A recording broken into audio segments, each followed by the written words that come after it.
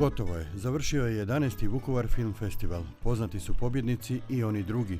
Najboljim je dugometražnim igranim filmom proglašen film Fatiha Akina iz Ništavila, koji je na Canneskom festivalu dobio nagradu za najbolju žensku ulogu.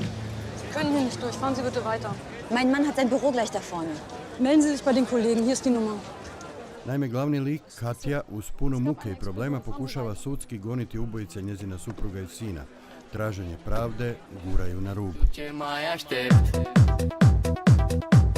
Najbolji je kratkometražni igrani film diplomski rad mlade rumunjske redateljice Roxane Stro, Noć u Tikirikiju.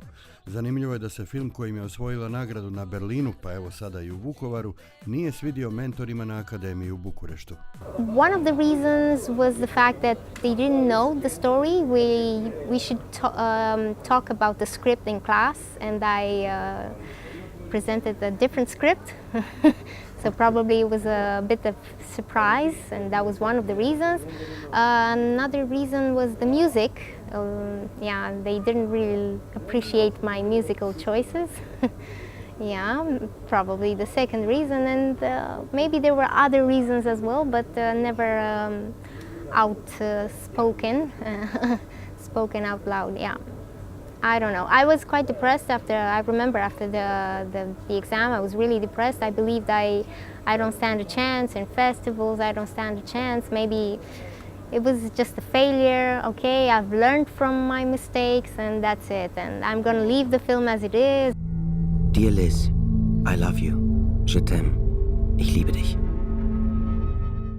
Najboljim je dokumentarnim filmom proglašen film Obećanje Markusa Vettera i novinarke i urednice njemačkog Süddeutsche Zeitunga Karin Steinberger. Riječ je o potresnoj priči o ubojstvu Nancy i Dereka Haysoma još 1985. u Virginiji. Za ubojstvo je na doživotni zatvor osuđen tada 17-godišnji Njemac Jens Sering. Šokantan film o čovjeku koji robija već 30 godina otkriva sumnjive i potpuno neuvjerljive dokaze na kojima se presuda temeljila. I contacted Jens Söring and I was the first German journalist ever going to see him. His case was not known in Germany until I wrote this article in 2006. And since, right after the article, there was a huge wave of people contacting us, TV stations asking for interviews. So then the whole thing started. There's a big German supporter group now who is very important for Jens Söring. I think they're part of it to keep him alive. Počasno je priznanje dobio dokumentarac u potrazi za Idit, priča o fotografkinji i KGB-ovoj špijunki. I have friends in Austria. I have friends in France who were very much involved and shocked by the war. So when I heard the name Vukovar, I remembered that this was one of the worst places of the war. And I was curious to see what had happened in the meantime. How did it recuperate? How did it get out of this terrible time?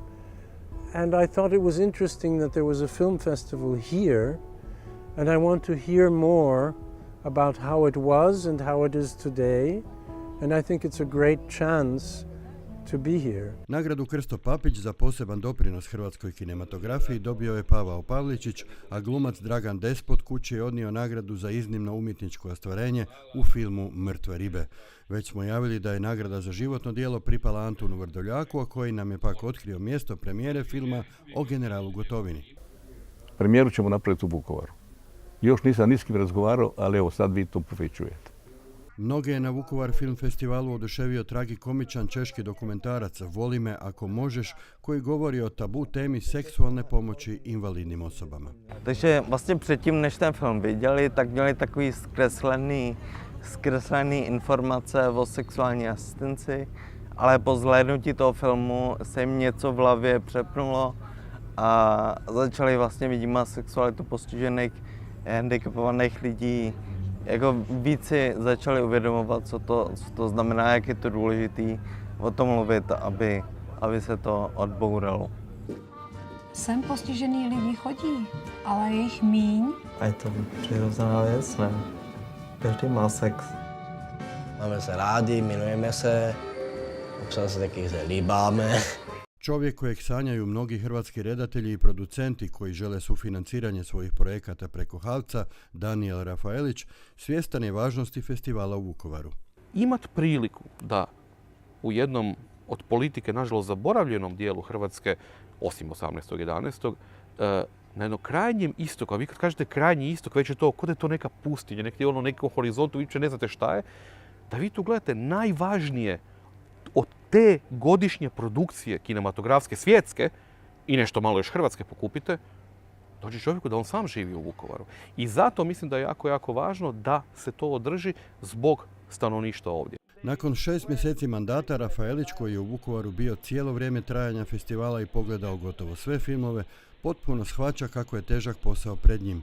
Naime, kako kaže, zatekao je kinematografiju pred nestankom. Mislim da je ova godina velike promjene, velikog, ne bih rekao zaokreta, nego pokušaja da se ta pomisao da ipak nešto radite za državni novac, da se ljudima kojima se uzima porez i koji ulazi u kinematografiju, da im se barem objasni zašto se za te novce snima nešto i šta se s tim novcima radi. Mislim da je to dužnost svih nas i ako u tome ne uspijemo, nismo napravili dobar posao. Sljedeću je minutu kronike Vukovar Film Festivala odabrao Đelo Hadžiselimović, koji je izabrao i dokumentarce prikazane tijekom festivala na plovećoj pozornici, takozvanom brodu Bajadera. Vukovar, budući da sam na njemu prisutan već niz godina, gledam kako taj festival raste i barem po mom mišljenju je momentalno najveći filmski festival u Hrvatskoj, obzirom na količinu filmova koji se prikazuje, obzirom na goste, režisere i glumce i svi koji dolaze vezano uz te filmove. Mislim da se ide u dobrom smjeru. Evo nas 11. godinu na Vukovar Film Festivalu. Hrvatski Telekom je ponosan da je već 11 godina sa Vukovar Film Festivalom i iz godine u godinu bilježimo sve veći broj sjajnih filmova, od kojih neki imaju svjetske premijere ovdje.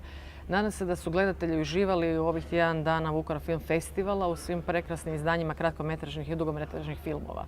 Za sve one koji to nisu mogli, u Max videoteci imat ćete priliku pogledati neke od naslova sa Vukovar Film Festivala.